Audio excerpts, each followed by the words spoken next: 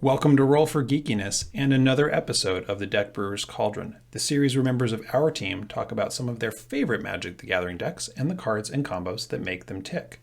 I'm Jonathan, and this is my Feather the Redeemed Commander deck. Let's get into it. Feather the Redeemed costs 1 red and 2 white for a 3/4 legendary angel with flying. Feather has a single triggered ability, and boy is it a doozy. Whenever you cast an instant or sorcery spell that targets a creature you control, exile that card instead of putting it into your graveyard as it resolves. If you do, return it to your hand at the beginning of the next end step. So that's a really long-winded way of basically saying, if you cast a spell that targets your own creature, you get it back at the end of the turn. The wording is very important, though. It has to be a spell that targets your creature, not something that just says a creature you control. It's also worth noting that Feather's ability is a replacement effect that triggers when the spell is cast, which is the point at which the spell's costs have been paid and it goes on the stack. So if Feather is removed at any point after that, the change has already been applied, so the spell still goes back to hand. Pretty cool. On the other hand, the effect is worded to apply as it resolves. So if an opponent counters this spell, it does not go back to hand. All right, so that's how Feather works. Now, what do I do with that? Well, what are some spells that target a creature I control? Pump spells. Adamant Will, Assault Strobe, Brute Force, Double Cleave, Mighty Leap, Run Amok, Spontaneous Flight, and Unleash Fury are just a small sample. Or how about some that target more than one creature? Or target one and then also apply a buff to the rest, like Arm the Cathars, Gird for Battle, Barge In, and Phalanx Tactics. I also like spells that target one of my creatures and then have a side effect.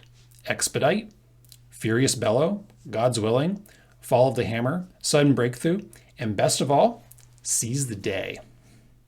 Yeah, I'll let you read that for a sec. You may have noticed that most of these spells are really cheap to cast. If I'm going to keep getting them back and keep casting them, then I want to be able to cast as many as possible in a turn, whether that's my turn or my opponent's turn. So being able to maximize mana is key. That said, there are not a lot of storm effects in this deck.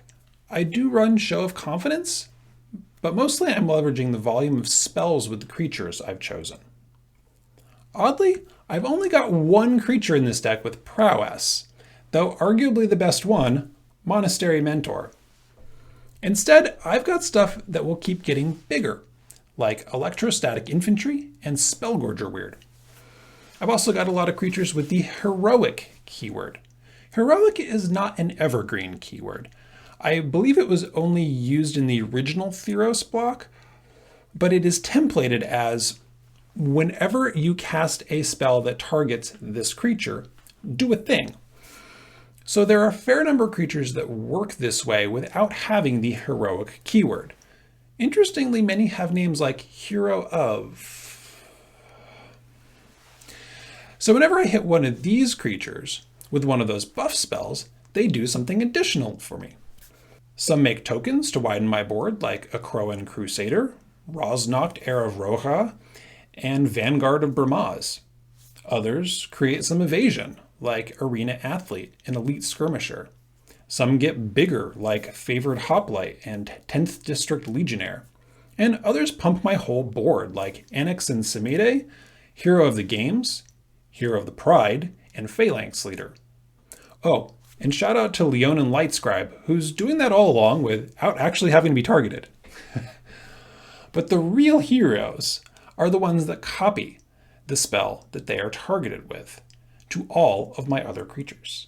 Yeah, Zada Hedron Grinder, Mirrorwing Dragon, and Feather Radiant Arbiter can all turn 1 or 2 cheap pump spells into game finishers.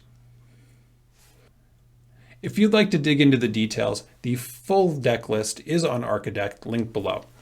If you haven't seen one of my deck lists before, the first thing to note is that I use the multiple categories feature so that you can see where a single card may fill multiple roles in this deck.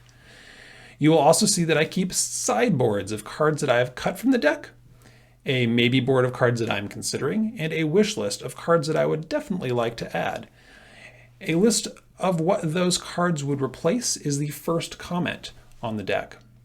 I keep track of all of these things because deck building is an iterative process for me. Sometimes I need a reminder that, yes, this card was in this deck before. And sometimes I put those cards back in if I find that something newer isn't working the way that I would like. Alternately, I go to that maybe list because these are cards that I might like to include but haven't decided what they would replace yet. In any case, you might look at all three of those as an extension of the deck list and cards that you might consider for your Feather deck. But do you think I missed something? Let me know in the comments or just share your favorite story about our friend Feather.